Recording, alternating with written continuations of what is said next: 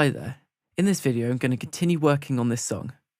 I'm going to show you a few more features, including how to create longer patterns within the channel rack. So, in this break section of the song here, we only have the chords at the moment.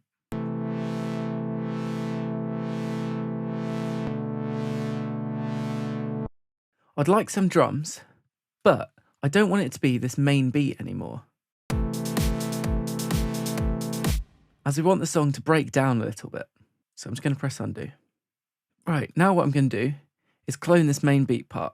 So I'm going to right click, go down to clone, and now I'm going to call this middle 8 drums. So I'm going to right click here, press R to go down to rename, and I'm going to give it another colour. Now I'm going to take the playlist window out of full screen by hitting enter, so I can see the channel rack.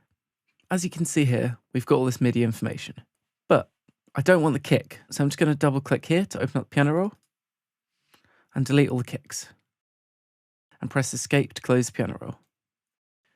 Now if I listen to this pattern,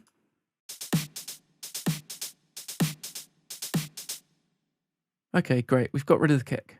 So at the moment, this pattern is only 1 bar in length. But for example, what if I want a 4 bar pattern? I can change that by adjusting up here. So default, the pattern length is going to be 1 bar until I extend it. So at the moment, we have 16 steps. But what I can do is increase the amount of steps. As we can see there, you can even decrease it. So if I wanted, I could have it as a 4-step pattern. You can also right-click to choose the amount of bars you'd like. I'd like it to be 4 bars. As you can see there, 4 bars, the pattern length is 64 steps. I'm just going to extend the channel rack so I can see all of the steps. You can see it goes up to this point here as it greys out from then on. As we're working with the piano roll, I'm just going to change the view because I don't need to see all these steps anymore. So I can click on this icon and it just looks a little bit more simple. So I'm just going to double click here to open up the piano roll for the hat part. Right, so I'm going to work on this 4 bar loop now. So I'm going to select all and press shift and copy these parts over to the next bar. I'm just going to play it back.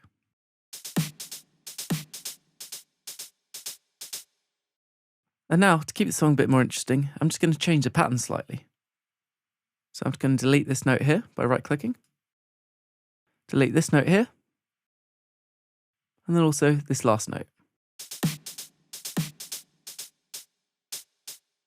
It's not quite what I'm after, so I'm just going to change the grid amount and increase it to 1/4 beat. So now I can adjust the rhythm more finely. I'm just going to move this note over by clicking and dragging. I can draw one more here and have a listen again. Okay, I'm getting somewhere. Now I'm going to select all and then duplicate these again by holding shift and dragging.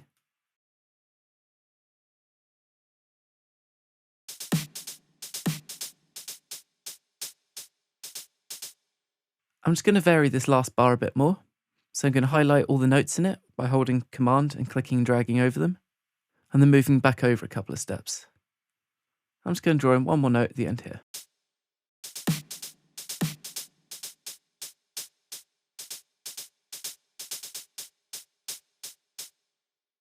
You may have noticed that the snare isn't the correct length. So now I'm just going to open the snare part, highlight them both, and then copy them over. So I can do that again by holding shift. And once again, highlight them all, hold shift, and copy over. One other thing I'm going to show you while I've got the channel rack open is the graph editor. So from here, we can select the channel that we'd like to work on, and you can adjust the MIDI note properties. So from here, I can adjust the velocity of each note. This can be a quick way of doing things without opening the piano roll. We can close that view again by clicking here. Another thing we've got is the main swing. So if you listen back now,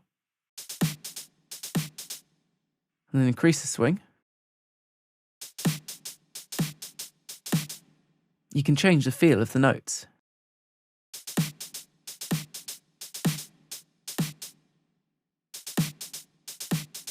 I'm just going to leave it around there. I'm just going to double check that the pattern is correct the whole way through, as I've not listened to it through yet.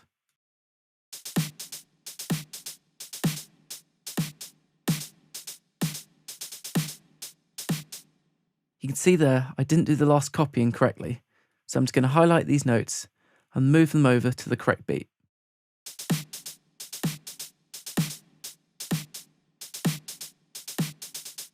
Okay, that's better. Right, now I'm just going to draw in this part.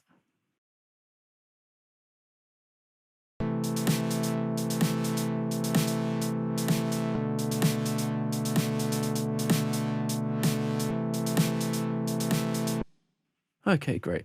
One other thing I'd like to do is have this earlier section with just the hi-hats. So again, I'm going to clone this pattern. So I'm going to right click on it, press C to clone, rename it. I'm just going to call it Mid 8 Drums S for simple and change the color. Just going to draw one in, then open up the channel rack, double click on the snare note information, and then right click to delete these notes. I'm also going to resize the channel rack again, just so we can see some more of the playlist.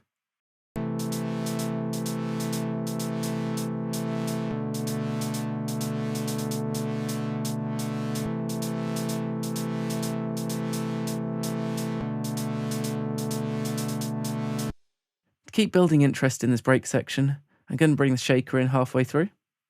So I'm going to go to the audio patterns, click on shaker, and paint this in here. I often like to keep parts on the correct tracks because it keeps the project more simplified. Now off screen, I'm going to clone a few more parts to continue building this arrangement. I recommend you go away and implement the ideas I've taught you with your own arrangements. We'll continue working this track in the next lecture. Thanks for watching.